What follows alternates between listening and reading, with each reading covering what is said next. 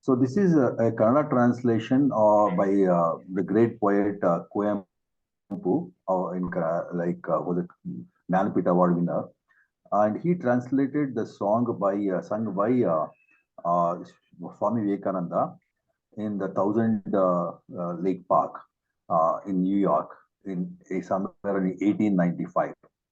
So this is like he went to US and uh, he was alone in US, and the whole thing was, how do we take where we are, the life as a battle of life in such a way that I am capable by myself, and God has given me all the potential to take on with whatever I have in life, and I don't need much in life, but with whatever I have, I can create what I want to create. So that is the whole song about. So what I'll be doing is I'll sing one verse of it. Then Vijayji will explain the meaning of it, like the last time he explained. Then we can take one verse by one verse every week. Is it okay, Vijayji, to do that? Sure, Arjunji. Okay. And we can also elicit views from everyone. So that way we can have a kind of a discussion. Yeah.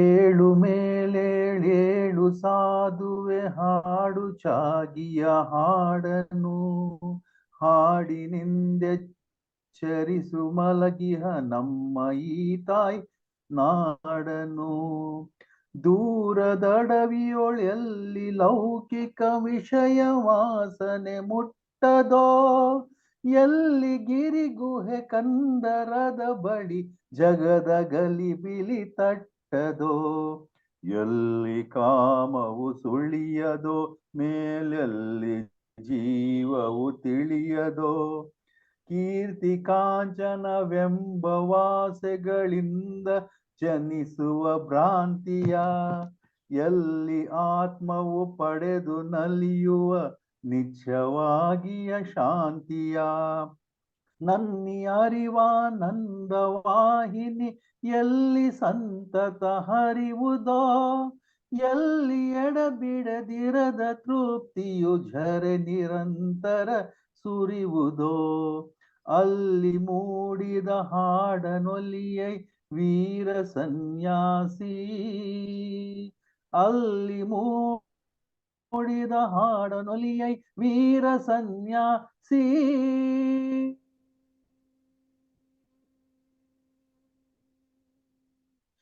ಓಂ ತತ್ಸತ್. ಓಂ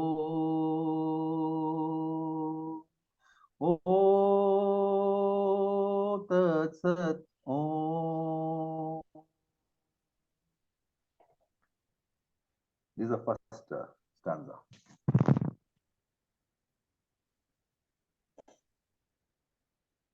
So, how do we go about it, Arjunji? Shall we first take line by line? Yeah, that will be better, in my opinion. Okay. So, in the first line, ಏಳು ಮೇಲೇಳು ಸಾಧುವೆ ಹಾಡು ಚಾಗಿಯ ಹಾಡನ್ನು. Is it? Yes. Any idea what does the word chagiya mean? Chagi is nothing but the traveler of the sadhu. Chagi. Chalisuva. In my opinion. Chagiya. Chagiya hadanu. Chagi means what? What did you say? Chalistar obba sannyasi. Okay. Anta nange ansutte, sir. Okay. So this is the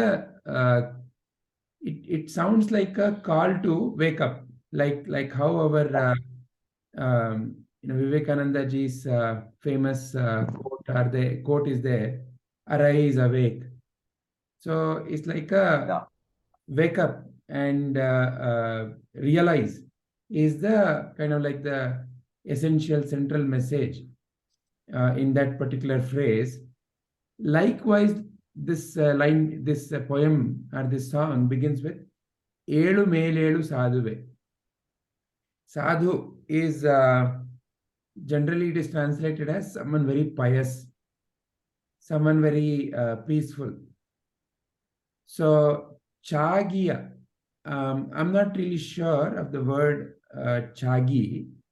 I'm just trying to look. I'm just reading out the meaning given by like the English song written by Swami Vivekananda himself.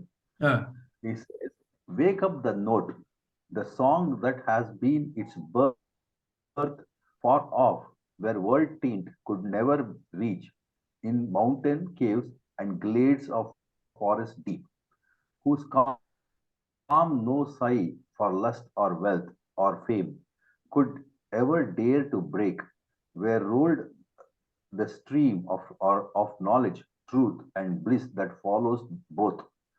Sing high that note, Sanyasin, bold, say Om Tat Sat Om."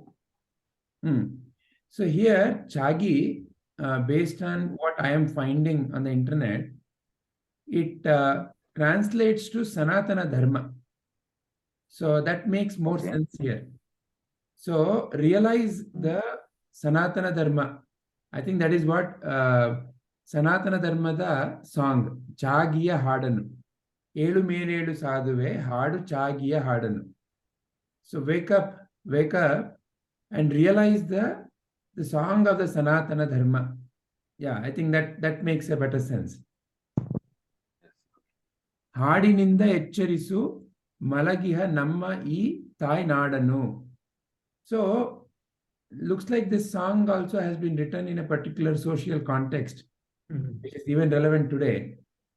So through this song, wake up and serve the mother nation is essentially what the second line means.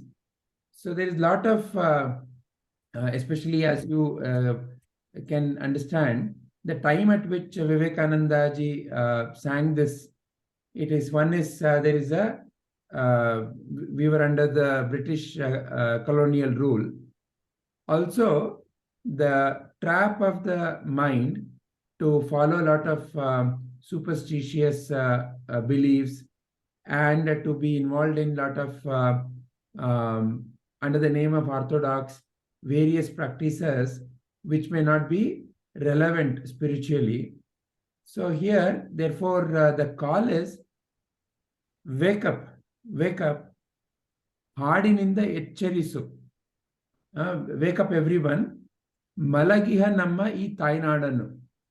So it is as if the people are asleep. Asleep in what? In ignorance. So it's a call to wake up from the ignorance. Hadininda Echcharisu Malagiha Namma E Tainadanu. Yeah, Arjunji. One more thing, Vijayji, it's the whole of nation which is sleeping. So people are gone to slumber. And there's a point of time when Vivekananda just says that instead of reading Bhagavad Gita, I would prefer people to play football. Because they have been only just becoming more like bookworms or just having that whole thought of Bhagavad Gita as a theory. But there's no practical listening because they have to wake up and fight the battle. And just they have been submerged in that ignorance, as you rightly said. So what kind of wake up or what kind of a realization that Vivekananda wants us to have? Looks like it starts from the third line onwards. Durada adaviyol elli laukika vishaya vasane muttado. Laukika, it generally translates to our transactional plane. Material plane, our day-to-day transactions. Vishaya vasane. Vishaya means all the transactional objects, about our money, possession, want that, want this. Vishaya vasane muttadu durada adavi. So just like how when you go into the deep in the jungle, all these money, transactions, who I know, who I don't know, what is my degree, what is my, let's say, intelligence, all of that do not really matter when I'm in the deep in the jungle. In a sense that deep in the jungle, it is a nature. If you are in tune with the nature, then only you can survive, isn't it? Um, I keep telling one story of our Acharya Vinay. He was also in the deep in the jungle in Himalayan forest, and it so happened that he turned the car. He was coming down the hill, and it is deep in the Himalayan jungle, and he had gone there. His lifelong wish had been that he wants to go to a place where no human mind has been. Wherever you go, generally in life, you will see some or the other tampering by humans. Yeah. Humans want to go and set up a place. They want to, for example, the first thing that humans want to do is to clean up a place and to organize it. Whereas animals and forest, they have a kind of a natural order or a sense of harmony, which doesn't fit with the human sense of harmony. A human sense of harmony is, if let's say 5 of us are living, we put a boundary, we break it. Okay, this is my place, this is your place. Take control. Some kind of a sense of control naturally comes in a human mind. Whereas law of the jungle or the order of the jungle, harmony of the jungle is quite different. You will see, it doesn't have that squares and rectangles, but somehow, it all looks like an unorganized, chaotic place, but still everything seems to work so well. So there is a harmony which is initially, when you see from your open eyes, it seems to miss our understanding, right? So like that, Acharya Vinayji, he wanted to visit a place where no human has ever been before. And for that, he had decided that, he will wander in the Himalayas. And it so happened that, after his father died, his father wanted his asti, his ashes to be left in Gangas. So he had been to Haridwar. And from there, he decided to walk into the jungle of Himalayas. And actually, he was just carrying one simple stick and a bag. People warned him, isn't it dangerous? You're going into deep in the jungle. There are so many wild animals. And he said, I'm going there just to be one with it. I mean no harm. So I should be okay. So with that inner conviction, he wandered. And that is where, he always tells us where he had the greatest experience of his life. There was a point in time where, he felt everything kind of vanish away, and there was no separation between him and everything else that was there. A kind of a very deep, moving experience of oneness. So after that, he continued to walk. And it so happened that, at one point in time in that he was coming down the hill, and as soon as he turned, there was a big group of, or a family of these Himalayan apes. These Himalayan apes are kind of very tall, very, very protective of the family. And the way they are organized is that, usually in the front you have all these young and kind of like soldiers, right? Who are protective. And in the middle are all these women and children. And in the very back is the old. So as soon as he turned, it's a place where he couldn't just go back immediately. So he was face to face with two of them, and they started growling as if to attack him. So now you need to realize that, it's not a place where, he cannot run away. And he's right there. And it is not that, he went there intentionally. So what he did is, he just kept his stick down, and within, his mind, he had a simple prayer that I just want to peacefully pass here, and I mean no harm to any one of you. If you allow me, I will pass. And what he could see was that as if that message was transmitted from those, the two monkeys in the front, all the way to the back.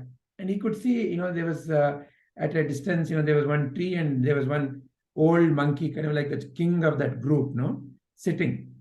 As if it went there, and then from there some, okay message, and then that message came back. And these two growling monkeys, which were ready to attack him, they just simply turned and started grazing whatever they were grazing. By the way, these are vegetarian apes, right? Usually apes are vegetarian. So he simply bowed down to them, took his stick, and walked. So this is the life situation that happened. Now here, like that, deep in the jungle, it is the innate nature. The innate nature is what shines. All our worldly knowledge, how clever I am and all that, is not going to be of any value. So ದೂರದ ಅಡವಿಯೋಳ್ ಎಲ್ಲಿ ಲೌಕಿಕ ವಿಷಯ ವಾಸನೆ ಮುಟ್ಟದೋ. In a way, leave all your knowledge of the society aside. Go into your own true innate nature. Only there everything shines, is the way I kind of look at this line. And also, Vijayji, like you had given us that in the other class, and the Brahma Madavali Stotra, Asangoham, Asangom. So this world is full of Sangha, attachment. Asangom is like Nisanga, that is no attachment at all. And that is what I find in that place where you are talking about. So that's what I feel. So the divine within you and the divine within all those who we, through our eyes, seem to think of as others, it's that divine only. And therefore, it's always, Vinay Guruji also always says, the most powerful language in the world, is the language of the heart. And language of the heart is a very natural language that everyone knows. And that is simply love and care and peace and togetherness. It is not something that you have to learn from the world. It is something that is sahaja. Sahaja, the word sahaja, which kind of translates as natural in English. Sahaja, ja means born. Saha means simultaneously, which means it is not something that comes later. Kannada is something that you and I, or English is something that you and I would have learned later, would have come later. Whereas the language of the heart, the feeling of love and care and peace, is sahaja. It is simultaneously there with you. In other words, it cannot be separated. So it is not something that you and I have to learn. We simply have to realize that that is our true nature. And through that, when you communicate, it just naturally shines. Niriji, Sahaja means simultaneously, Saha means, or Sahaja means also that which is natural? That's what I said. One of the way we translate it in English is natural.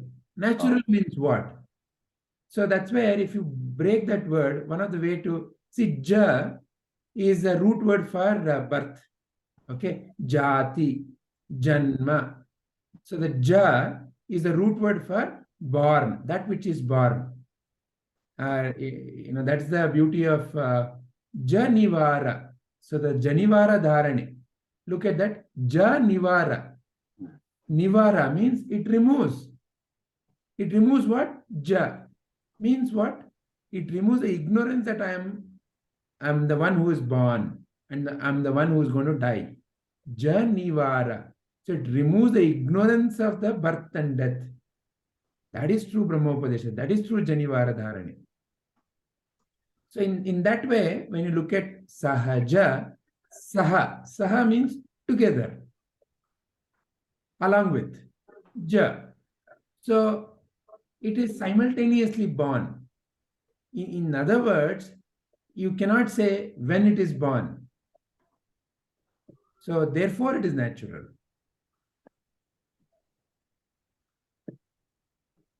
Does that make sense, Arjunji? Absolutely. Yeah. Yelli giriguhe kandara. The body. Janada kalibali tappadu. Galibali tappadu. Yelli giriguhe kandara. The body. Kandara bali. Jagada galibili tappadu. Okay. So there is no sound. Essentially, this line can be seen as there is no sound of the world. In other words, deep within your true nature, nothing can bother you. No sound of the world can bother you. In other words, it is pointing to your innate silence. Jagada galibili. World is full of changes. Galibili. Galibili means, there's a lot of change. Constantly there is a change happening. So that change will not touch you. So you are changeless. You are that eternal silence. Elli kamavu suliyadu melelu jeevu. Can you please see the read? Yeah. Sir, what is Kandara? Giri guhe Kandara. Kandara means, guhe means cave. Yes. Kandara, I think also is a Kanive kind of a thing. Let me just look up the word Kandara.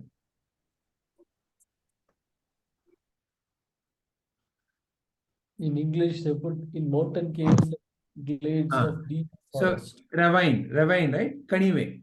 So it's usually the place between two mountains. The kind of like the ravine. So if let's say you have two hills and there's a deep place in between, right? The ravine, they say in English. Valley. Is it a valley? Yeah, like a valley. Yeah. So down kind of, right? Yeah. Giri guhe kandara. Giri means mountain or hill. Guhe means cave. Kandara means ravine or valley. Forest, maybe. Huh? You want to say forest. It doesn't translate to forest. It usually means, that place. It's like a valley, right? Okay. So, Elli Giriga Kandara Badi, Jagada Galibili Tattado, Elli Kamo Suliado, Male Elli Geo Tiliado. Elli Kama. Kama means desires. So, there is nothing to gain, nothing to lose. So therefore, Kama means what? Desires. So why do we have any desire? Because there is a lack. So where do we feel the lack? It is either when I think of myself as a body or a mind. So in your true nature, there is no lack. Elli kamavu suliyado. So it cannot even come there. There's no nothing to gain, nothing to lose. Mele elli jeevavu tiliyado. Jiva means what? Jiva means that the one who has gotten into an illusion that I am a body and mind. Mele elli jeevavu tiliyado. So the jiva cannot realize this true nature. As a jiva, meaning when I am in the illusion, this realization is not there. So it is the truth about you that when I am thinking of myself as a BMI, or a body, mind, and intelligence complex, then this realization is not there. So in other words, he is asking us to give up the notion that I am a BMI. Kirti Kanchana Vembu. Kirti Kanchana Vembu Vasegalinda Janisuva Brantiya. So Branti means illusion. Kirti means fame. Kanchana means money. So these are the desires. All of us are running behind money, fame. And in fact, DVG says, there's a hierarchy of desires. First is, the hierarchy of the desire of the food. Then from the food, we have the desire for relationship, usually between the boy and the girl. Yeah. But beyond that, higher than that is our desire for this fame. We want to be praised.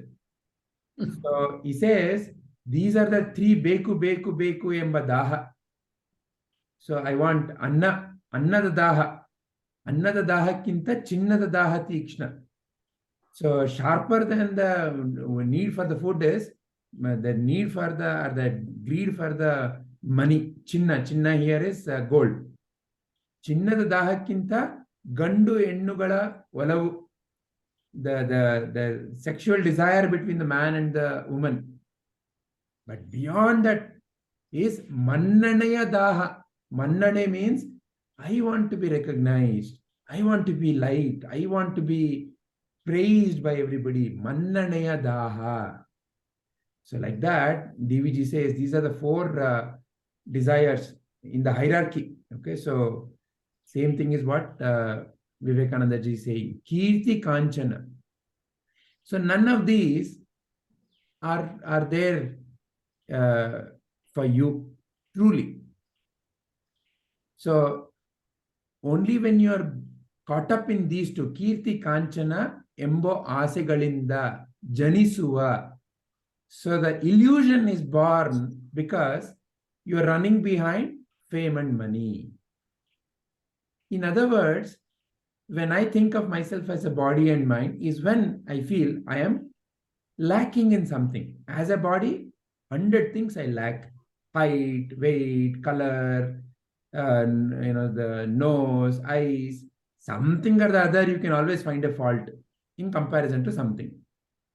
As a mind, definitely, I'm intelligent, I'm stupid, I know math, I don't know math, all these.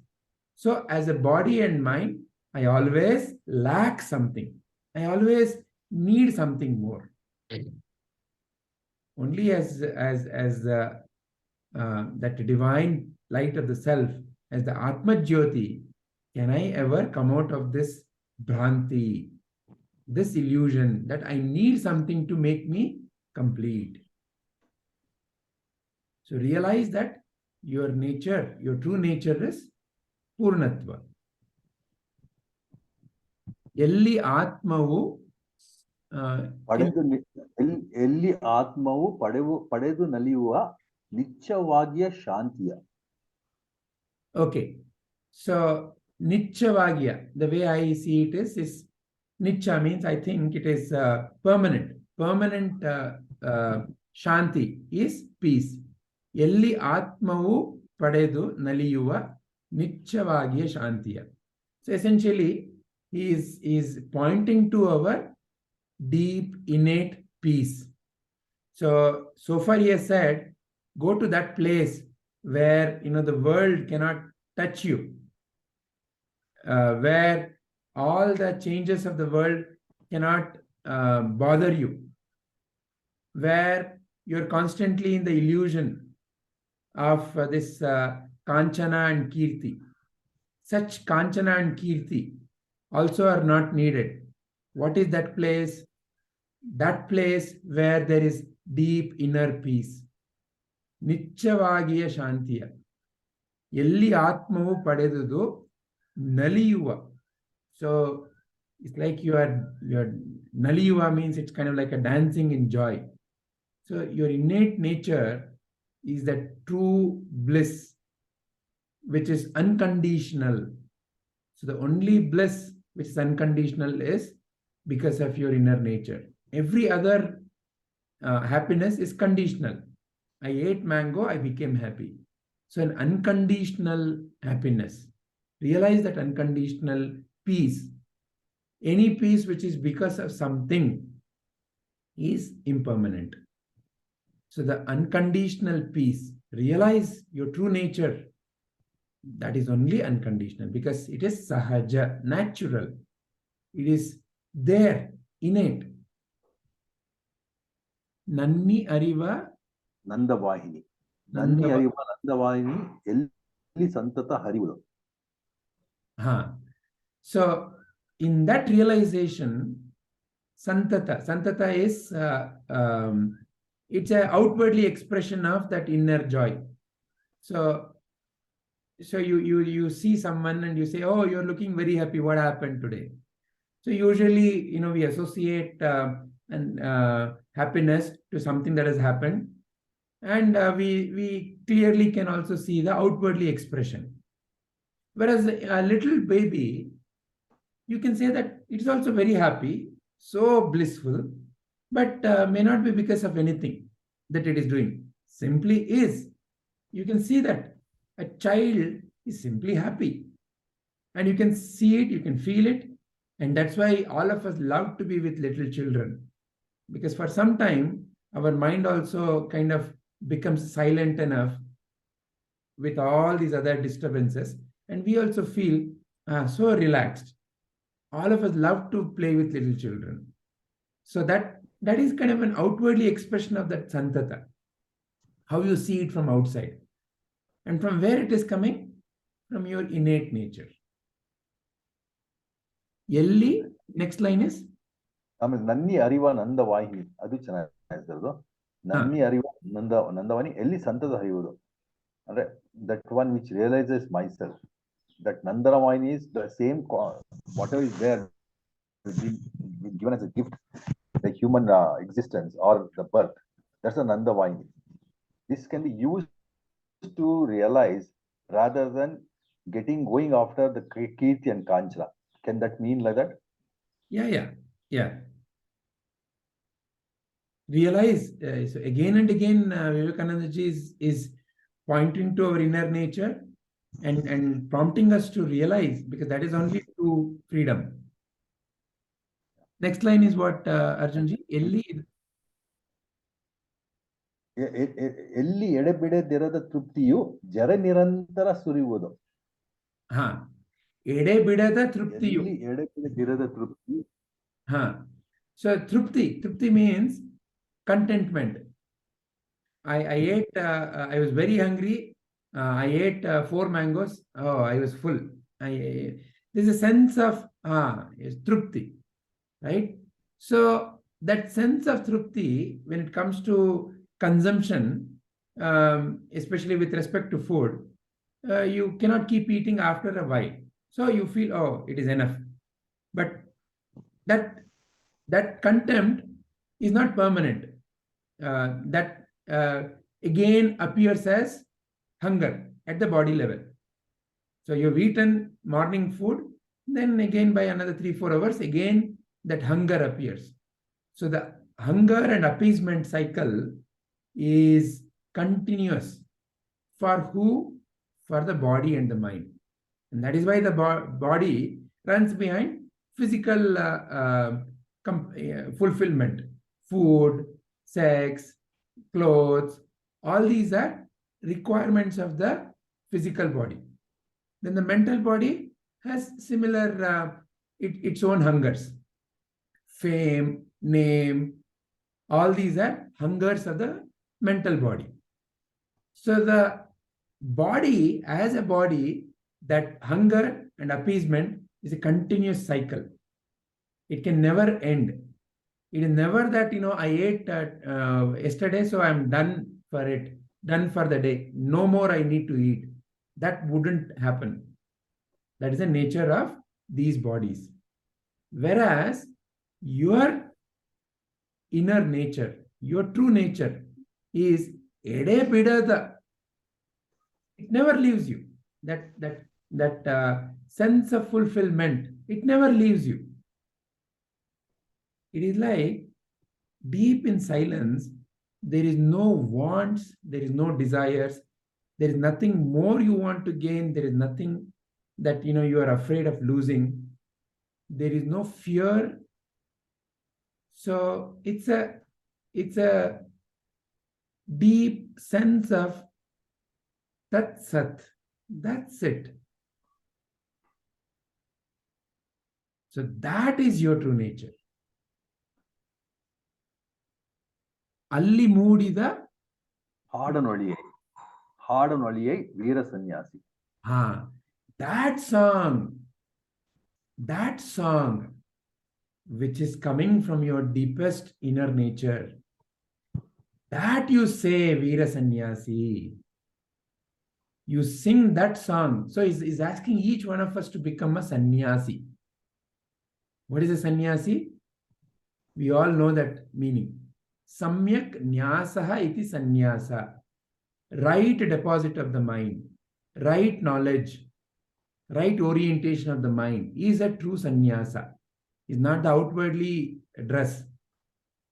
So true sannyasa is right understanding, right realization. So sing that song. So what is that song? Om Tat Sat Om. That is the only true song. Om Tat Sat Om. That is the truth. What?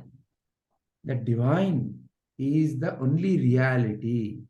And that divine is expressing itself as various names and forms. And the various names and forms are represented as Om. Tat Sat. That is truth. So this also comes. Om Tat Sat is the highest mantra. Bhagavad Gita also says that. You all would recall that shloka. I think it is in 18th chapter or 17th chapter. Anybody recalls that shloka?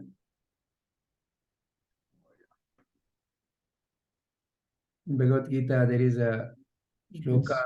We have not reached that one. No. Sorry, what are you saying, Sarvanji? No, we didn't reach that far. In Bhagavad Gita. Yeah, 18th chapter is saying. We have already contemplated, no? In our Gita study circles.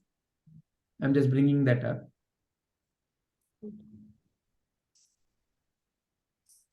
Om Tat Sat is the highest. Can I share the screen for a moment? Yeah. It's Samyak Nyasa. Yes. Samyak Nyasaha iti Sanyasaha. Okay. Right deposit. Nyasa means deposit. Samyak is right. You got it? Yeah. Is my screen visible? Yes. Yeah. Om Tat Saditi Nirdesho Brahmanastrividha Smrutaha Brahmanastena Vedascha Yajñascha Vihita Pura. Om Tat Sat is the symbolic representation of the supreme absolute truth.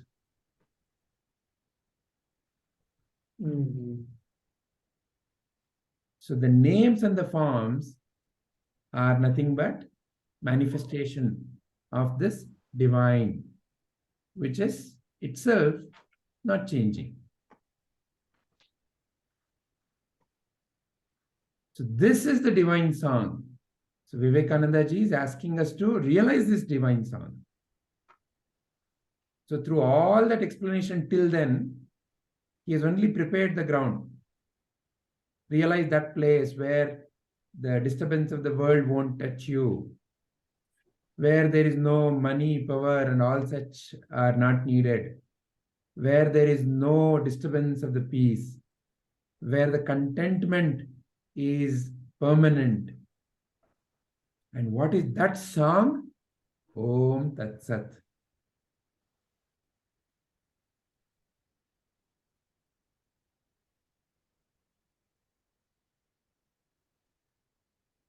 All right.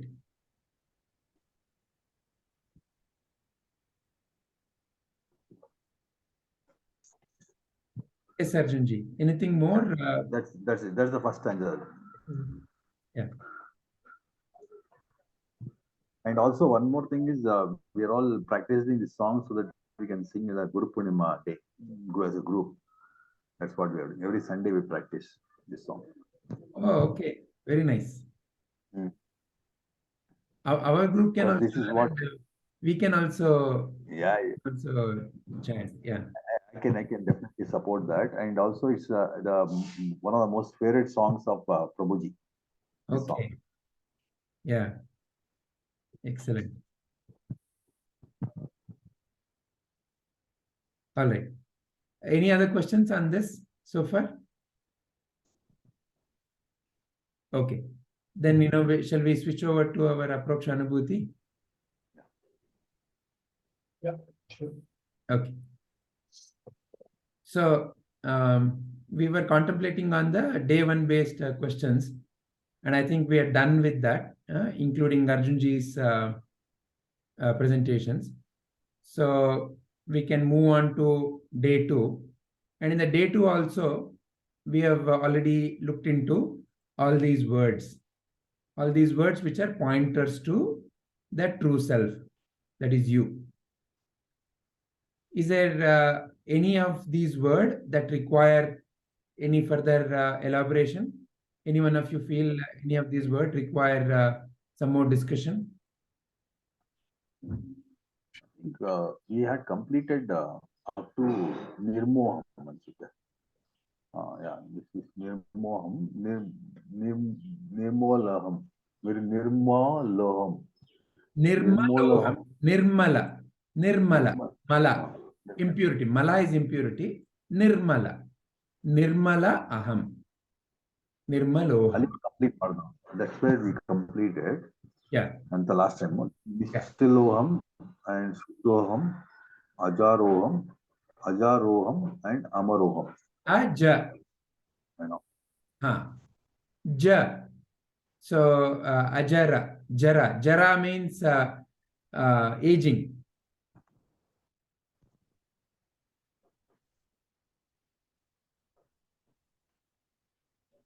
So do any of these words require any further discussion? If not, then maybe can we listen from each one of you your kind of a short summary of these words? What is that you realize through this? Shilpaji, what do you feel?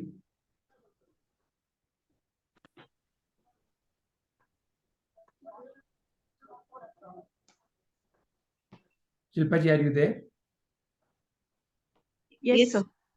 Yeah. Yeah, go ahead, Shilpaji. Through these words, what is your realization? So I have done only till Nirvikalpa and Nirgunoham. Yeah.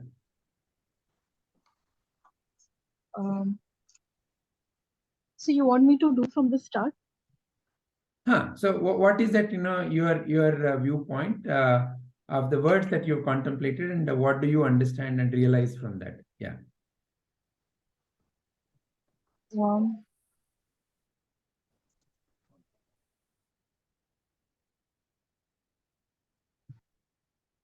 So honestly, I've not come prepared, sir. But based on what you are seeing as the word, what does it?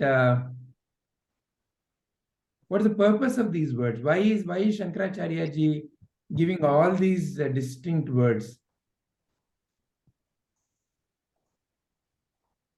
So because he wants us to look beyond the qualities. As in there is no duality, like to see beyond that. So that is why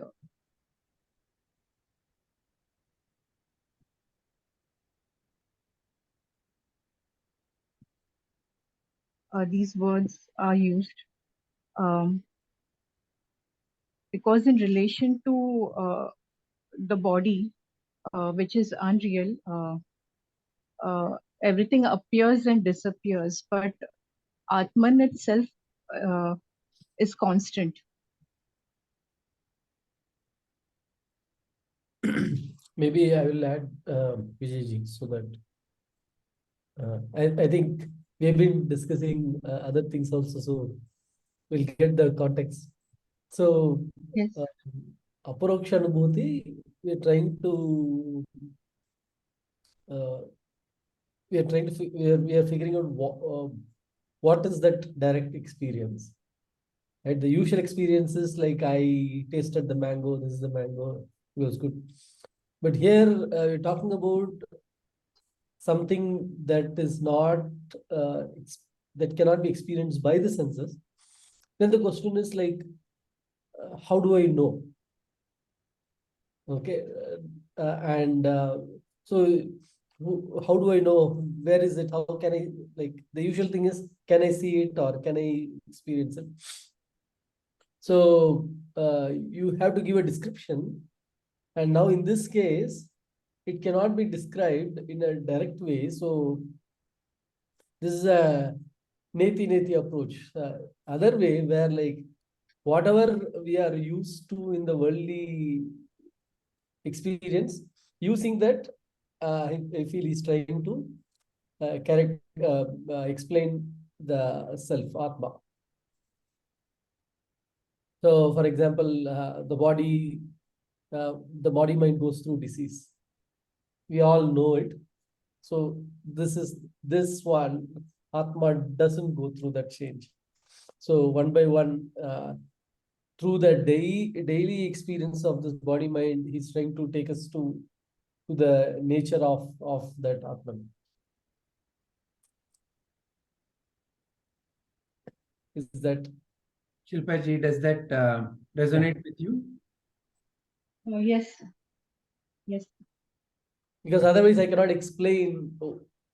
If I go and tell someone that, hey, you are not this body mind, you are Atma, and you are that always. And how the next question is going to be like, oh, is it? Where is it? It's in you. You are that. So how do I realize it? How do I feel it? Okay, then like we have to separate. Okay, this is, you are the body and mind. Then okay, that is not the body mind goes through the disease. It doesn't. The body mind goes through the changes. It doesn't. The body mind has these qualities, sattva, rajas, tama. It doesn't. The body mind is doing the actions. It doesn't. It is just, it is there as a witness to all and not going through any changes, not reacting.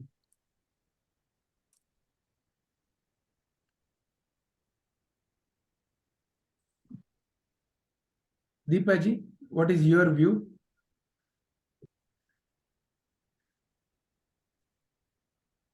Should I explain each of them, sir? Or however you feel like explaining. So the question is, why are these words being used? And what is the realization that you have had by going through these words? Okay, sir. Niramaya, Atma, it is free of disease. It will not have any disease. It is the body or the mind that will have disease. And when I am not well, I'll not be happy. But the nature of Atma is to be blissful always.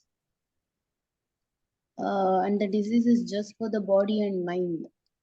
Yeah. Just a small catch. Is to be blissful, meaning it's Atma is not trying to be blissful, or It is bliss blissful. only. Oh, it is bliss only. So which means, and also disease, meaning like something affecting. It has, something has to affect, right? So there is nothing like Atma to affect, I guess. Okay, sir.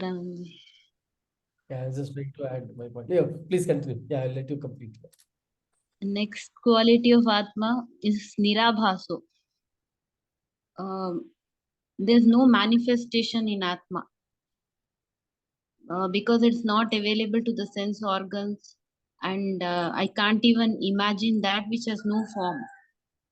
So it is beyond body, mind, and intellect. So there's no manifestation of Atma. Is that even correct? Because we are also saying, like for example, we keep using the dream example. You went to dream and you saw so many places. Yeah. And you saw so many objects in the dream. So how did all those places and people and things appear in the dream? You would answer, only I went to dream, so the only source must have been I only. I am the only thing that was there. So all these other places, things, everything is nothing but me only. Right? So the material for making all these objects and places and things is the same as whatever is making me only, is how you would answer. Yes, sir. As far as the dream is concerned. But now you are here saying that it is beyond manifestation, which means that as if the world that is appearing, which you can experience through the Shabda, Rupa, Rasa, Gandha, Sparsha, is made up of things which is other than Atman, other than the true self, other than you. Then is it that there is Atman and there is somebody, something else is the material for the world? The sense organs are related to the body, sir. But through these sense organs, we can't experience, we can just use them as a tool to experience the self. But otherwise, Atma, it's not available to the sense organs. And since it has no form, it is beyond the BM. Correct. So, till here what you said is, Atman is something that is beyond conceptualization, right? Beyond mind. Yeah. But you also made a statement that Atma, the world that is appearing, then is it separate from Atman? Is it different from Atman? Are there two things? There is Atman, no, sir, which is not changing, and there is world which is changing. No, sir. Then why are we saying it is beyond manifestation? So it's manifesting, obviously. But I can't, my mind can't feel that. It is beyond my understanding. The mind can't understand that. What is that my mind cannot understand? I The think mind that is. I think it depends on what one is trying to, how one is trying to identify Atma.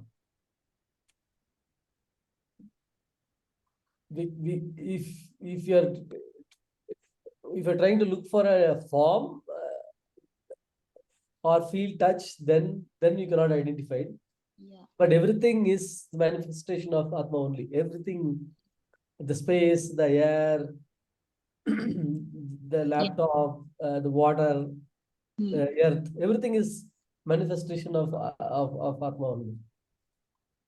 Primarily, we use the sense organs. Okay, the purest form is what you're saying then. The purest, Atma in its purest form cannot be seen by, cannot be felt by the sense organs.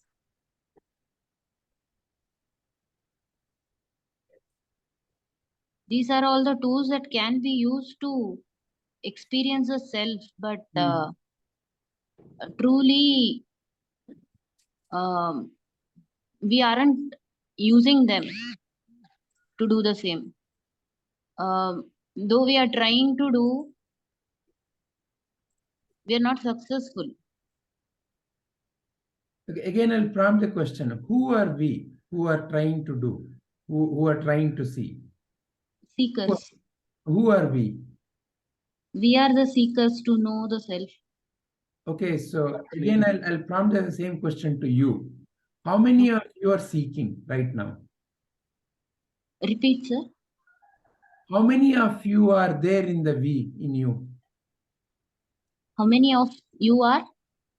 How many of you are there? You say we, you are saying as if you are many. How many of you are there?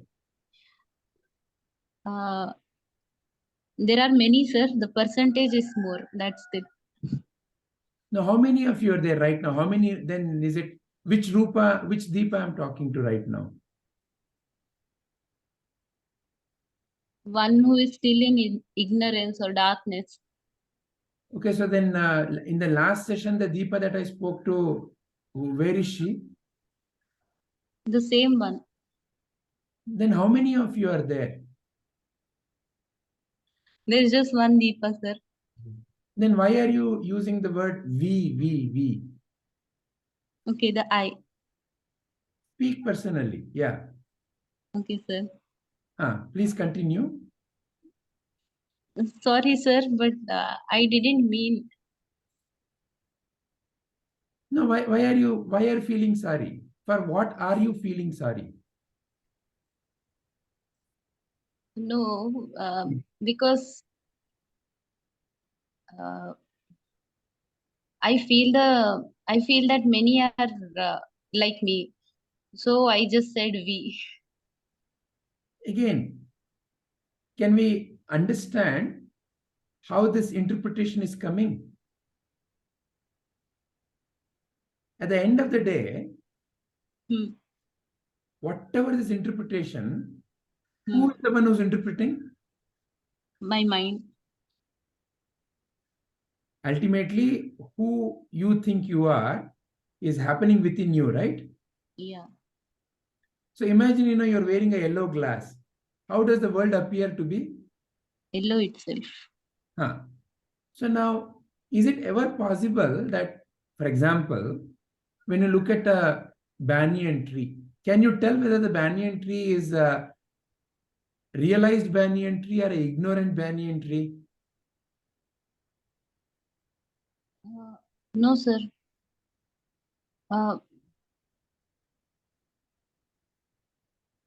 We can't say that. However, you keep interpreting the world like that, isn't it? Yeah.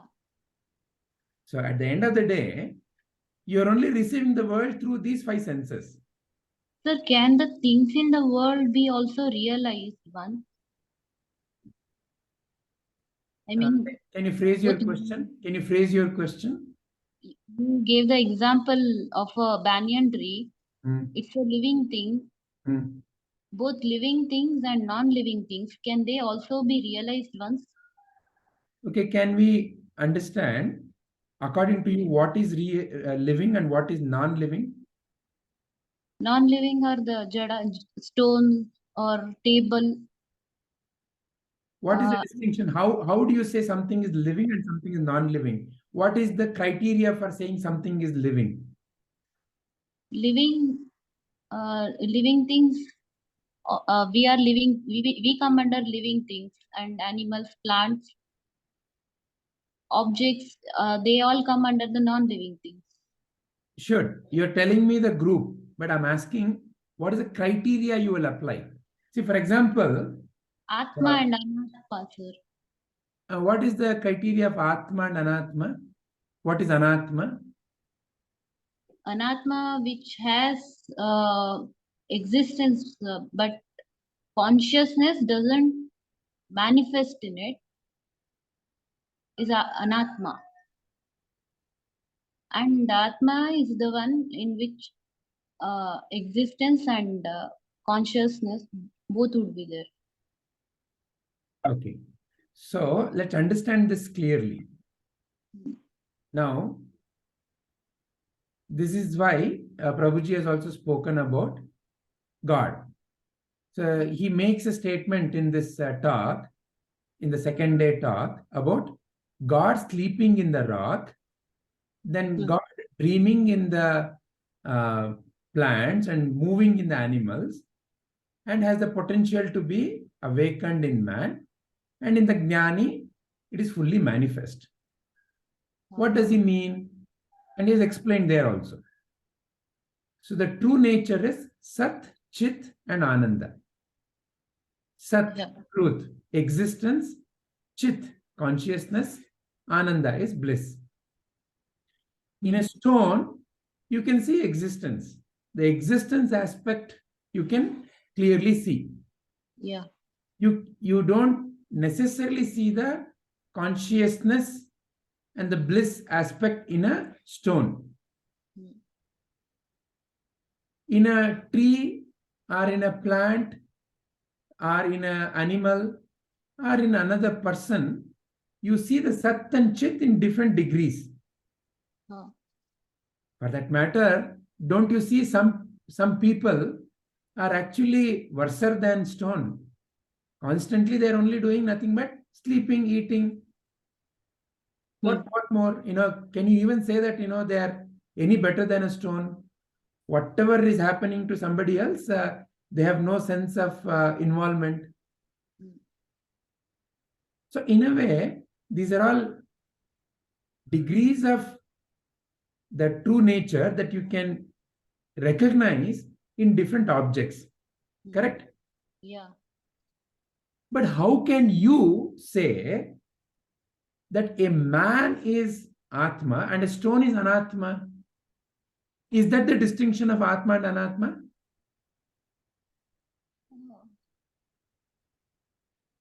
So what is then Atma and Anatma? What is giving the consciousness to the stone that you see, to the tree that you see, to the animal that you see, to the person that you see? Let me ask a simple question right now. What is the language I'm speaking? English. Okay. So, do you mean the stone also would have consciousness? Wait. Before we jump there, let's continue with this question. So you said I'm speaking English. Yeah. Who gave the answer? Who gave the answer to the question? I gave the answer. I mean, you gave the answer to the question. Okay. Now for a moment, I asked the same question to a newborn baby. What is the language I'm speaking? What is the answer I can expect? no answer. Why? Okay.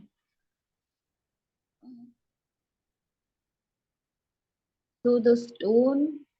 No, wait. Before you jump there, please stay with this question first. Answer the question. Why a newborn baby wouldn't answer my question? It's not conditioned, or it is not conditioned, sir. It is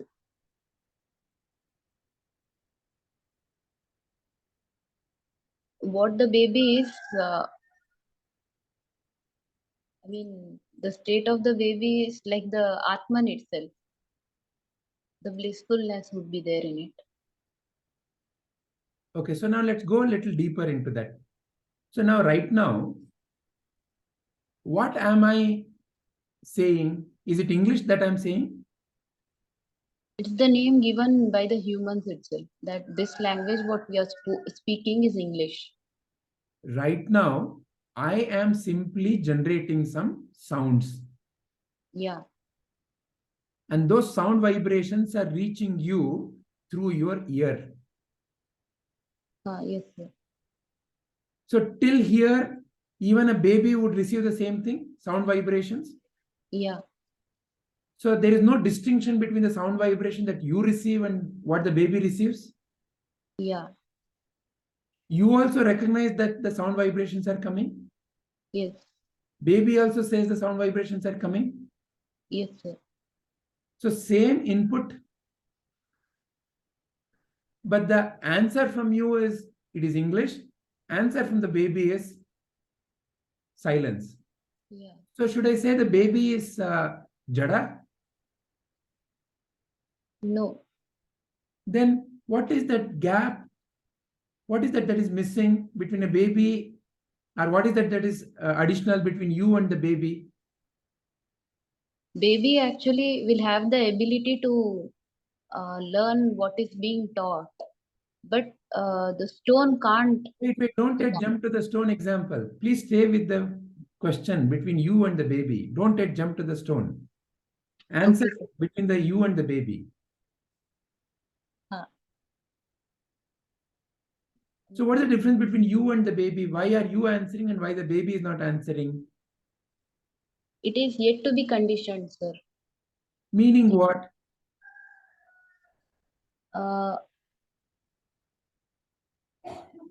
It is like a blank paper which has, the things have to be still written on it. So there is something that needs to be put into the baby, Yeah. which the baby says, okay, now I know this, right? Yeah. Yes. Okay. Now tell me one thing. Between baby and you, now I'm making sounds, you are answering. I'm making the same sounds, baby is not answering. But one day the baby answers back, right? Yeah. Is it because I am making sounds that the baby learned? Is the ability to learn, is the ability to know, is something that I gave to the baby because of the sounds I made? It's a mind developed. Deepaji? No, sir. It has that ability actually to learn anything that it comes in contact with. So the ability to know is inherent in the baby, is inherent in you, correct? Yeah. Okay. Now, because the baby replied back, you have come to know about the ability of the baby to know. Yeah. If the baby kept silent, like in the story of Jadabharata, you know the story of Jadabharata, right? Yeah, yeah. Yes, sir. People kept asking him questions and he would simply keep silent. Yeah. People thought he's a dumb fellow, useless fellow, somebody who doesn't have that intelligence. Because smart people have to answer, no? They constantly have to show, right? Yeah. That is what a smart person is, isn't it? That's how Yeah. we look at smart person in the world. Yes, sir. Any question, he has a ready-made answer. But Jada Bharata was not like that. Jada Bharata. So that's why it's Jada like a stone. But anyway, coming back. So the ability to know is not something that the words are giving, but it is inherent, correct? Yeah. So now look at it from your viewpoint. The ability to know, is it something that the society taught you? No, sir. It is inherent in you? Yeah. Okay. Through that inherent capacity, it is you who has been interpreting the signals that are coming into you. Yeah. Correct? Yeah. The sound that I am right now making, you are interpreting as English. Yeah. Why? Because fundamentally you have heard this sound before. Yeah. But more fundamental to that is because of your very presence, you, the knower, you, the one who is the very source of intelligence. Now tell me, all through your life, whatever that you have experienced, whatever you have learned, have you ever experienced or have you ever learned anything outside of you? No, sir. All the scenes that you have seen, all the sounds that you have heard, all the smells that you have smelled, like that, any of those five senses, all of them have always happened only within you, correct? Yeah, in my mind. Have you ever seen the world outside of you? No, sir. Is there a world outside of you? No, sir. Are you the very source of consciousness, the knower? Yeah. Yes, sir. The stone, the plant, the sound I'm making now, the smell, are they ever permanent? No. They are all coming and going. Yeah. Who is interpreting that this sound is English and that thing is a stone? It's my mind. You, who is giving the power to the mind, right? Yeah. So, is there anything other than you, who is the very source of this consciousness? No, sir. The world is in my mind. The only permanent thing that has ever been there, that is here, that will be, is you. Yes, sir. So now, with reference to this, tell me, what is Jada? What is Atma and what is Anatma?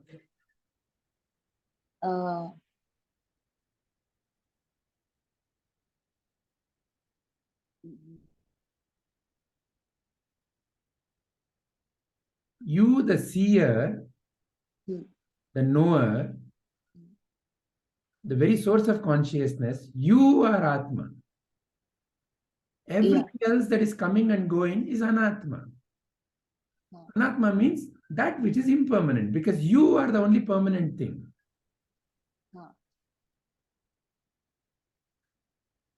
It is not because of, oh, the plant is able to move or the person is able to move, so therefore is Atma. The stone is not able to move, so therefore it is Anatma. It is not like that.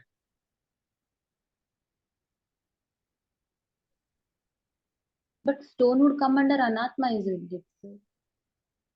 So is my voice.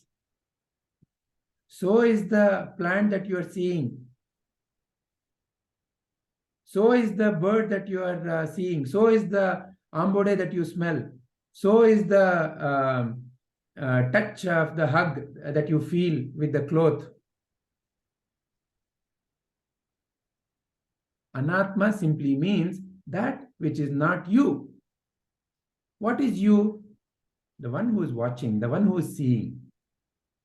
And the one that is being watched is constantly changing. So therefore it is being called as Anatma. How is that coming and going? That's a separate question. But first of all, in Vedanta, the Sadguru wants us to clearly differentiate between that which is permanent, Atma, and that which is coming and going, Anatma.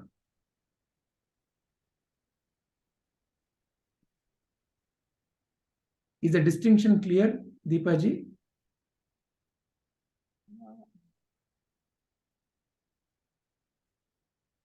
No, sir. Okay.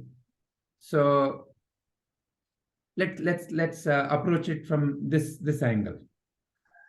So right now, you're hearing the sound that I'm making, correct? Yeah.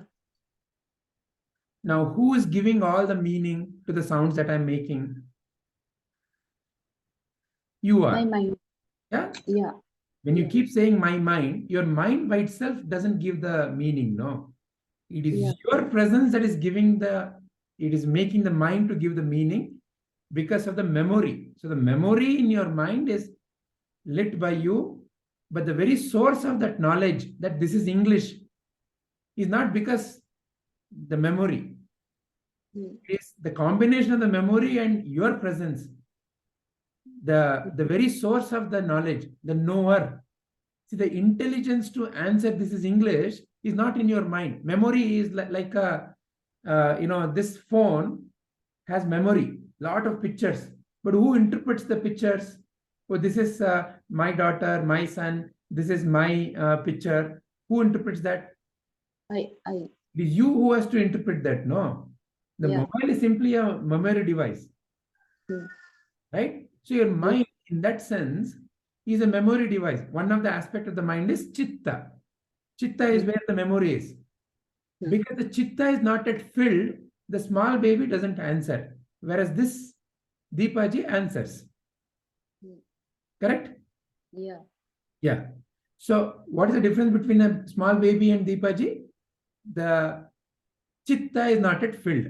Otherwise, it is that consciousness only, right? Yeah. So the consciousness is the one who is truly knowing. Correct? Because of your presence, you are giving answer to the sound that I'm making. Now please see, like that, whatever that is coming through your eyes, you are only interpreting, correct? Yeah. But whatever that is coming through your eyes, is it permanent? No. Whatever that is coming through your ears, is that permanent? No. Through your nose? No. Touch? No. Taste? So No. these are the only 5 ways through which outside world is coming into you, is what you answer me, correct? Yeah. Because these 5 are the portal to the so-called world, correct? And what is world? If I ask you, what will you say? That is outside of my body, correct? Now, I would say all the thoughts in my mind Is also outside of you. Excellent, right? Yeah. So then the so-called out and in is now, when you look at it from the thought standpoint, so there seems to be some kind of a screen, which you can call as mind, where something called a thought is appearing and disappearing. Yeah. So fundamentally, what you call as life is nothing but some thought appears and disappears. Yeah. That which appears and disappears is anatma. That which is seeing this entire appearance and disappearance is atma. Is the distinction clear now? Yes, sir. So from that standpoint, a stone is anatma. This voice that you are hearing is anatma. The sight that you're seeing on the computer is anatma. Everything that is appearing and disappearing is anatma. And that which is watching this entire show is atma. Is this clear? Yes, sir. Yeah. Now, what is the nature of this atma? Sat, Chit and Ananda. Sat means what? Existence. Have you ever had a doubt that you are there or not? No. No. Your existence has never been a doubt. No. Sat. Sat means truth. I exist is never a doubt. Does the stone exist? Stone. For a blind person, Okay. okay, maybe who has not yet touched the stone, existence of stone is questionable. Yeah. Okay, but even for a blind person, are you there? Do you exist? Is never a matter of doubt. Correct? Yeah. So that is Sat. So your innate nature is Sat. See, you may not be able to say that about me, but you for sure, you know you exist. My existence, you are knowing only because of the sounds I am making right now. And whatever the thing that you're seeing on the screen. Yeah. How can you say that, I'm not just some made up, especially now in the day and age of technology, that I'm just another chatbot created artificial intelligence image? You cannot say for sure, right? Yeah. The sounds that I'm making is a excellent artificial intelligence machine that is answering, that is making some sounds. Yeah. That's all it is at the end of the day. Who you call as another human being is nothing but an AI. Yeah. Correct? Yes, sir. But you yourself do not have a doubt like that about you. Yeah. You may have a doubt about, in fact, it's in computer terminology, there is something called as a Turing test. To know between a human and a machine, there is something called a Turing test. And one of the criteria of the Turing test is consciousness. Okay. Does the other side have the ability of the consciousness? And it's a very, very difficult thing to answer, especially when you are talking to ChatGPT. There was apparently an employee of Google who sent a famous email saying that I feel my artificial intelligence program has become conscious. Okay, so, and he was removed from the job. That's a different story. But the point for you to see is, outside of you, anything else can be questioned as, is it truly conscious or not? But about you, your own existence, you have no doubt. About your own chit. Chit is not chitta. Chit is not memory. Chit is consciousness, the knowing, the ability of the knowing. I know it. That the sound that is coming right now is English. I know it. Who knows? You know. So that knowing, the one who knows, must be a conscious being, no? Yes, sir. Right? Yeah. So that you know for sure about you. That you cannot say for sure about me. Am I a conscious being? It's a question which is not answerable, truly. Is that clear? Yes, sir. Is a stone conscious then? You cannot know. Is a tree conscious? You cannot know. But you know you are conscious. Now, that thought that is appearing and disappearing is also within you. Yeah. So in that sense, can the thought also ever be something other than you? Yes, sir. Can it be something other than you? If something is appearing and disappearing within you, can it be also said as your own power of appearance and disappearance, and your own power of seeing the appearance and disappearance? Thought is something other than me itself. Then who's creating the thoughts? What is the source of the thought? The mind. You just now said you've never seen anything outside of you, because the mind is the screen through which you're seeing, right? Yeah. So there is nothing ever seen outside of you, correct? Yeah. So where is the thought appearing and disappearing? It's in the mind. It's in you, because mind is you, right? Because mind is the screen that you are seeing, right? Yeah, mind is the screen that we are seeing. You are seeing. Don't again get into the we confusion. Let's come back into that we confusion later. Talk about you. Have you ever seen mind outside of you? What is mind? It's in me itself. It's innate, right? You have a screen in which when thought appear, you say, I've become aware of my mind. When there is no thought, like in the deep sleep, you say no mind state. So mind is simply a name given when the thought appears, and when the thought disappears and no thoughts, it's simply you don't have anything to say. Appearance of the thought is what you call as mind, correct? Yeah. So from that viewpoint, have you ever seen anything outside of you? No. No. What is mind? Is mind then separate from you? Mind is separate from me. I mean, I'm not the mind. Meaning what, Deepaji? When you say mind is separate from you, the thought that appears and disappears, you're calling it as a mind. It's simply a name that you're giving to appearance and disappearance of something, right? Yeah, but all the thoughts will appear only when this consciousness, I mean,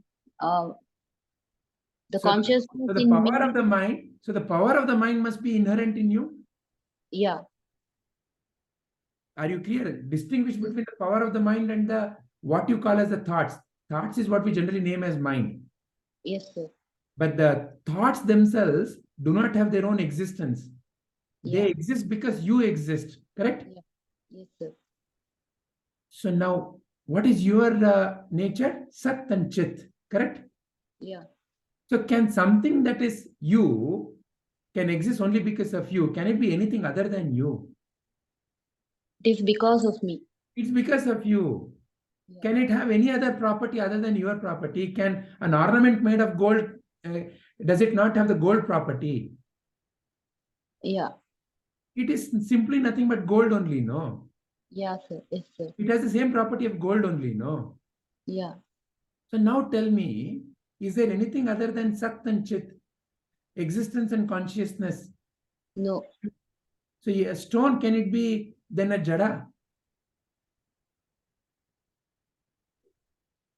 Only the name and the form that you're giving in your mind, in your memory, you classified it as Jada. Otherwise, it is as conscious as you are. Because it is not separate from you. It is not something other than you. Hmm. The apparent illusion that it is separate from me because I have become a body and mind is making you feel something outside of my body and mind. So therefore, I'm giving it a property called Jada and Chetana. But what is Chetana? Everything is Chetana only. The appearance of this thought is within the Chetana only. So is there anything other than you? No, sir. So is there anything that can be called as really a Jada? No. Only for the sake of understanding, initially, there is a deep association with the body and the mind. So to kind of, to help, okay, so all right, so there is something outside of you. What is that outside of you? Because the boundary is always seen as a body and the senses is seen as the boundary. But today, through the discussion, you said the boundary is not truly the senses. The boundary is somewhere else within you. You're seeing something called as a mind. So somewhere that screen is where you're seeing, you're saying. And that screen is not separate from you. You also said that. Yeah. Sir, to make us understand, where they explained as the Atma and Anatma. Atma Anatma is simply to help you realize the truth. Okay.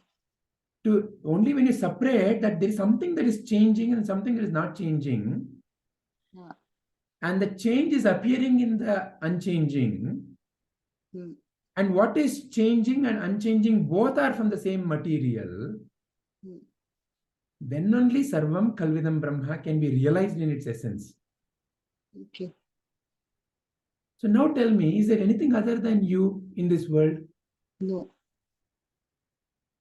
No, sir. Sarvam Kalvidam Brahma.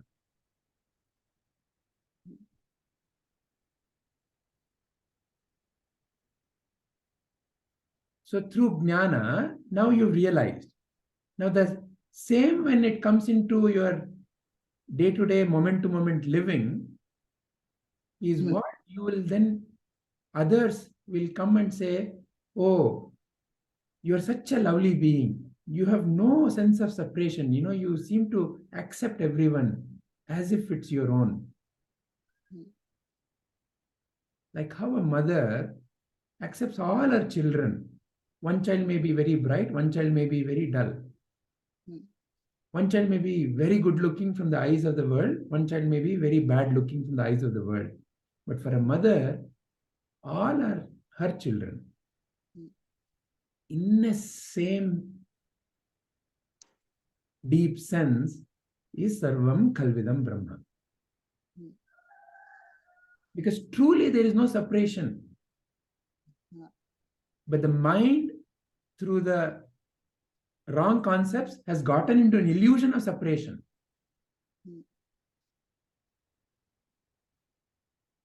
So by giving the Atma Anatma Viveka, Sadguru wants us to drop our ignorance about this.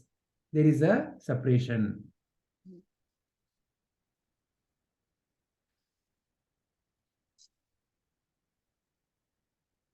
Is this bringing clarity, Deepaji? Yes, sir. Okay, now please tell me, as far as these words are concerned, because we started with Nirabhaso. You are explaining that. Huh. Since it is Atma can't be imagined, since it has no form, and it is not even available to my sense organs. It is beyond my body, mind, and intellect. I mean, in your usage of the sentence now, I want you to reflect on the usage of the sentence. I'll play it. Since Atma is unimaginable, it is not available to my senses. This is what you said. No, actually, I had to say it is not available to my sense organs, and I can't imagine which has the thing that I mean the one that has no form. So, And say my senses. Who is that me in that my senses?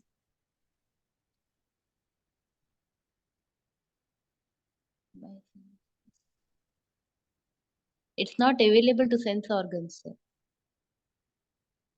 What is not available? Who is not available to sense organs? Atma. Okay, and who are you?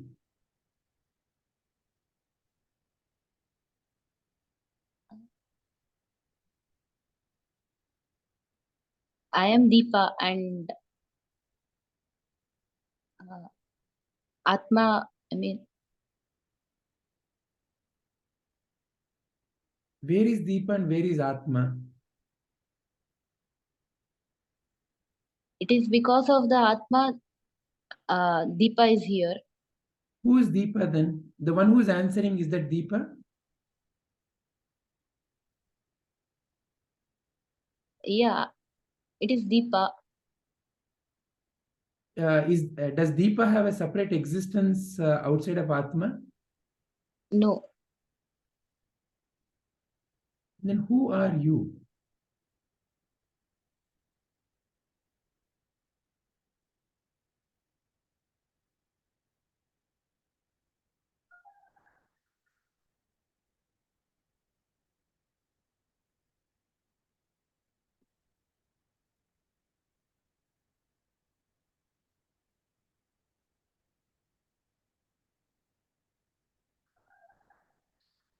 I am the Jiva. I am the Jiva is a concept, is a thought that appeared just now. Yes, sir. For who is this thought appearing? This thought is appearing to the Jiva. Who is this Jiva? Where is Jiva? Jiva is a thought. Where is that Jiva? It's there in my mind itself. It is there in the mind as a thought. Jiva Yeah. is a thought. Yeah. I am the Jiva is a thought. Yes, sir. But for who the thought is appearing? Jiva is a thought. I am Jiva is a thought. Two thoughts. For who the thoughts are appearing?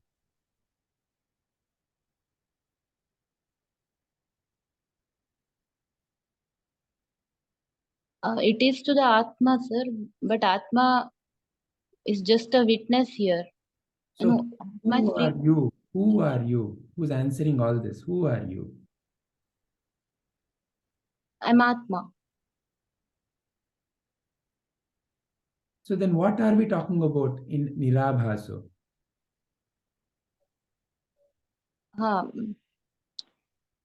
The quality of the Atma is Nirabhaso, because there is no manifestation of Atma.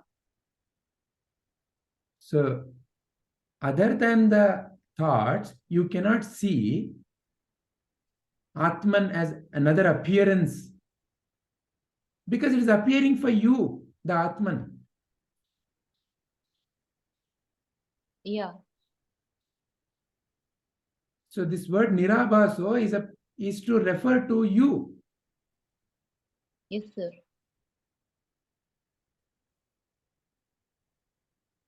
Because everything else is appearing within you. But you yourself is not another manifestation. Every manifestation is because of you, but you yourself are not a manifestation. Manifestation means what? Something that takes birth and comes into being. You yourself are not something that is taking birth and comes into being. Because of you, all these other thoughts can take birth and come into being and go away. In your presence, thoughts are appearing and disappearing. But you yourself is not appearing and disappearing. Yeah. So you, therefore, are beyond manifestation. Yes, sir.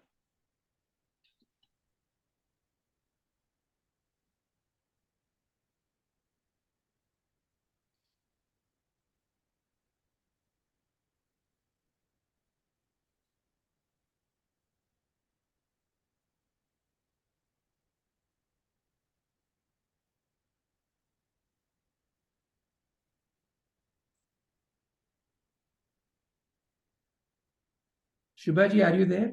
Do you have anything to share on these words? Yes, sir, I'm there. So, what I saw in one of the thing is Nirabhaso is described as Shiva himself, which is pure consciousness. That is something I would like to add for Nirabhaso. And who is this Shiva? Brahman, And who is this Brahman? the I-ness. And where is that I-ness? Inside. Of who?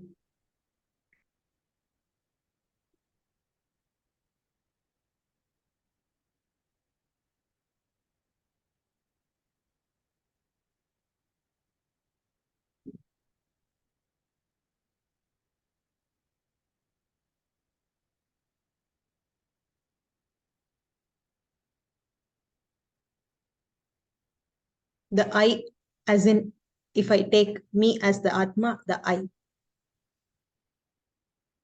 So the inside outside is a play of the words. Yeah, yeah. So what is expressing right now as that I is that. Yeah.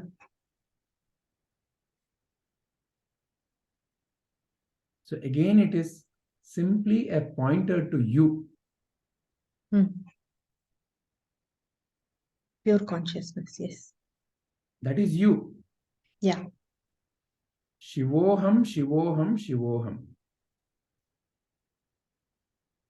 Is this why we say in our dharma that Vasudhaiva Kutumbakam? Because we see no others outside. It's all one. Yeah. That is the I. In the ultimate jnana, you can see there is nothing else outside of you. What is outside of you? Where have you ever seen anything outside of you? It's only my thoughts. And where are the thoughts appearing and disappearing? In me. In you. Have you ever seen anything outside of you? No. Why are you simply then crying something is not mine and something is others? But why we don't realize that? We keep worrying all the time. We know it, but still we worry a lot. Because, you become we, no? Yeah, yeah. Yes, correct. So, Yeah, that we have to reiterate that we should become I. so that can be also called as, very ego bloating. Mm. It's not a ego bloating I, it's the true I. Oh, Yeah, true I I. am this very presence. Mm. What is really outside of me, inside of me? All these likes and dislikes are coming because I have got associated with something else other than me. Yes, expectation. I feel I got into an illusion that I'm something other than this true self. I am this body, I am this mind, and various concepts in the mind. Because of that, there is a sense of separation. And Atma Anatma Viveka is to, first of all, help us to start seeing something that is changing and something that is not changing. Abhasa is manifestation. Manifestation is constantly changing.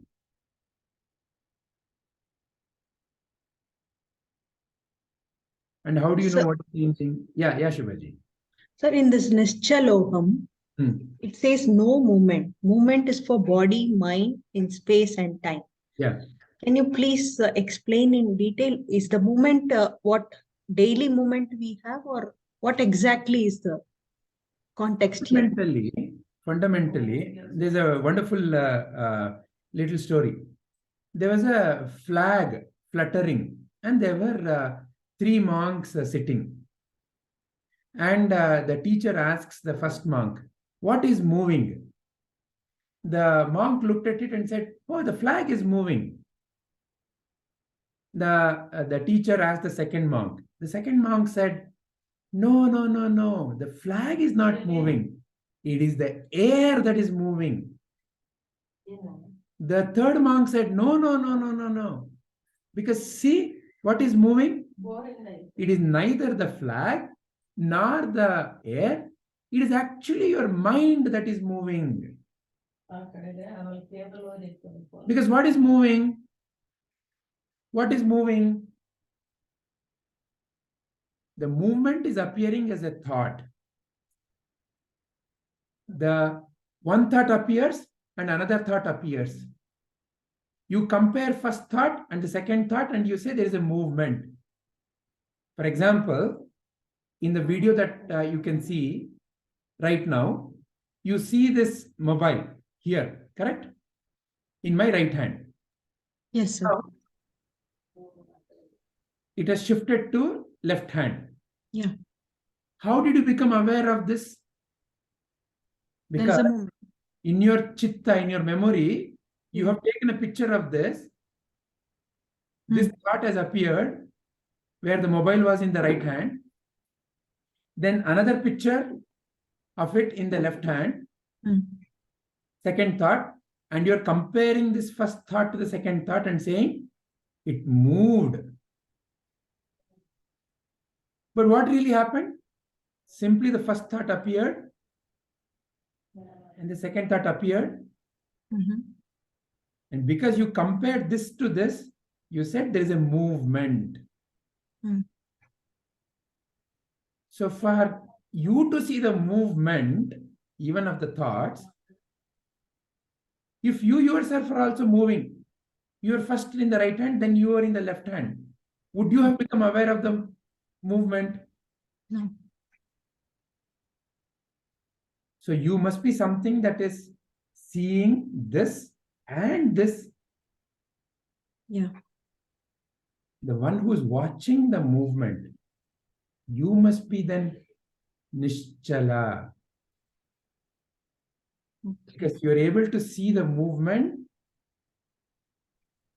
And what is movement? Movement is nothing but change of thoughts.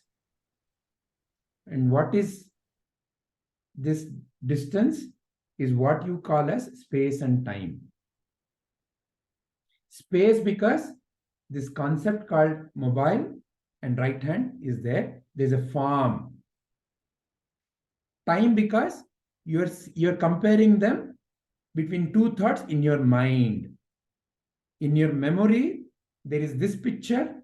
In your memory, there is this picture. These two pictures have a form, and these two pictures you're comparing. So if it was simply a comparison of the form, no.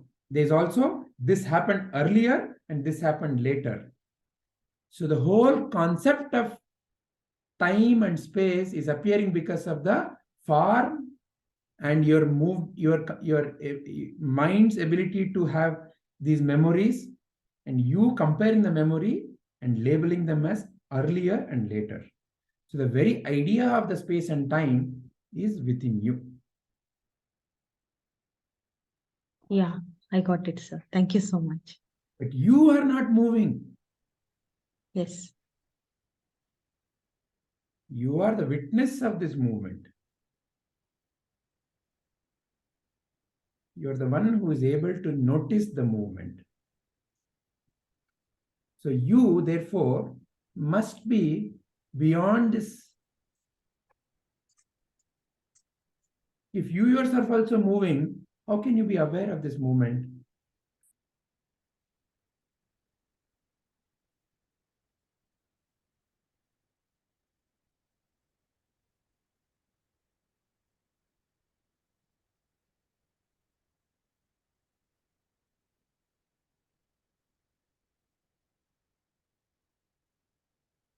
Anything else, Shubhaji, you want to share? No, sir. That's it. That is one doubt I had while going through. Other things I understood, sir. Thank you. So what are these words then?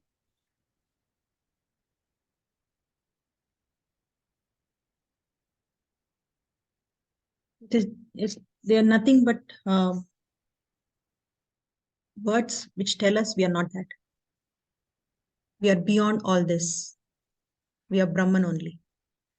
I am Brahman only. Excellent. Simply they are pointers. Yes. You. They are not you. The word is not you. But when you look into the word is pointing at you. Mm-hmm. The map is not Mysore. When you travel in the map, it takes you to Mysore. Mm-hmm. So the Nirabhaso is a pointer. It's a map that has the power to take to you. Abhasa. Where is Abhasa? To who the Abhasa? To who Abhasa is appearing and disappearing? In whose presence the Abhasa is appearing and disappearing? In whose light the Abhasa can be seen? That light must be Nirabhasa. And who is that light? Where is that light coming from? Within you. You are that light. In your presence, all the abhasas are coming and going. All the vikalpas are coming and going. All the gunas are coming and going. All the kriyas are coming and going. You yourself are not bound by any of the things that are coming and going. So you are Nitya Mukta. And all the so-called purity, impurity are concepts associated with body and mind. You yourself are the seer of all this, Nirmala. You are seeing the movement. You are Nischala. So you are Shuddha. Because anything that happens is like an action, and any action has a fruit. And they are for the body and the mind. But you are Shuddha. And the thoughts have a tendency to decay. You see one picture and say, this is me as young Shubha. Then another picture, this is me as a teenage Shubha. But that is actually attribution of the body. The memory connected to the body.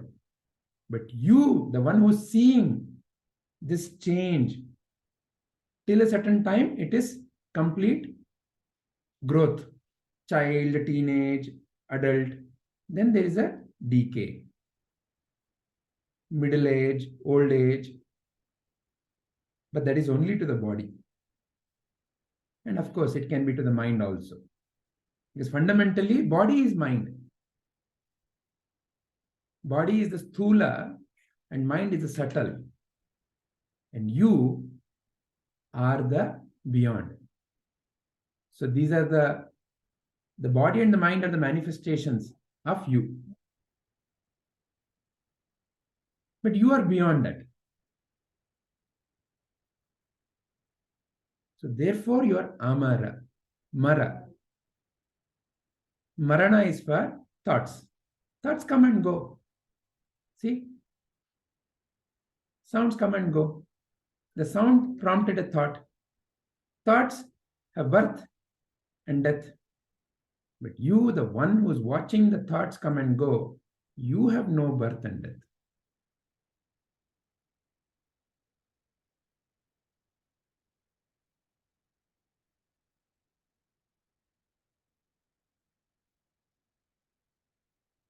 Shall we end? Yes, sir.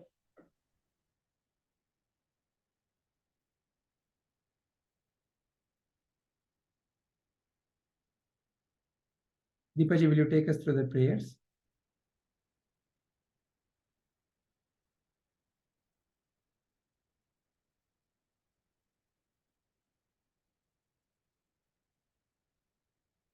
Deepaji, will you take us through the ending prayers? Sorry, sir. I had muted. Om Asato Ma Sadgamaya Tamaso Ma Jyotirgamaya Mrityorma Amritangamaya. Om Shanti Shanti Shanti. Om, lead me from untruth to truth, darkness to light, impermanence to permanence. Om, peace, peace, peace. Om, Purnamadha, Purnamidam, Purnat, Purnamudachyate, Purnasya, Purnamadaya, Purnamevavashishyate. Om Shanti Shanti Shanti.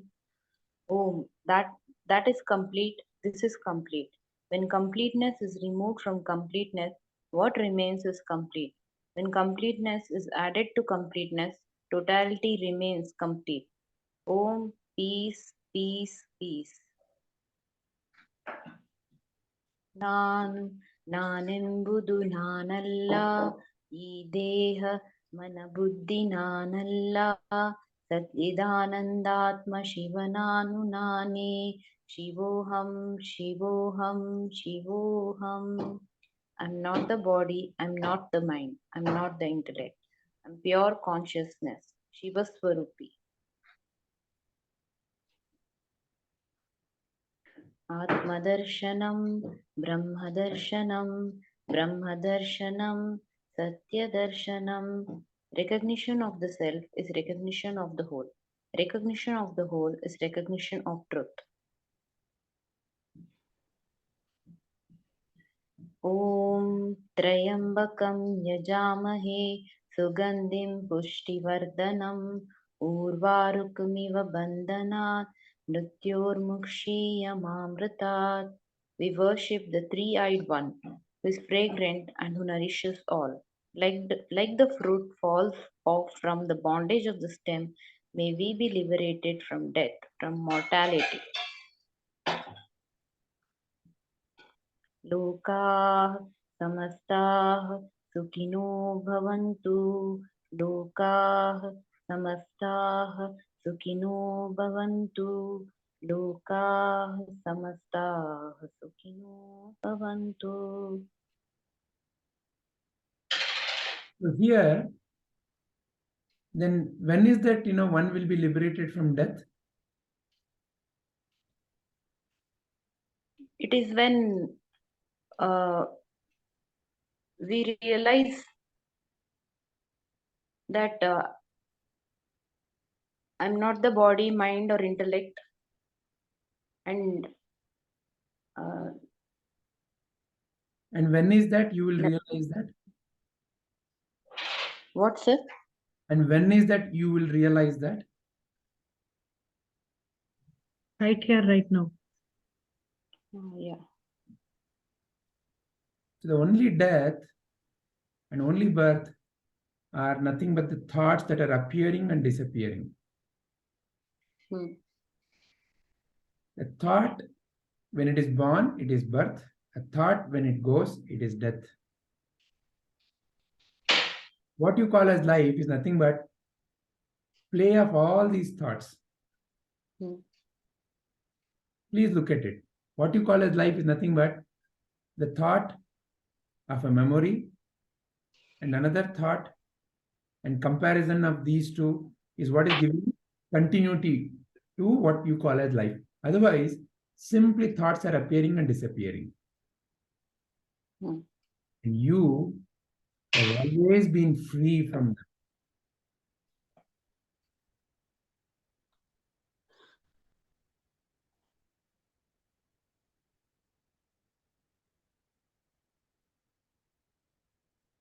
Hari Om Tat Sat.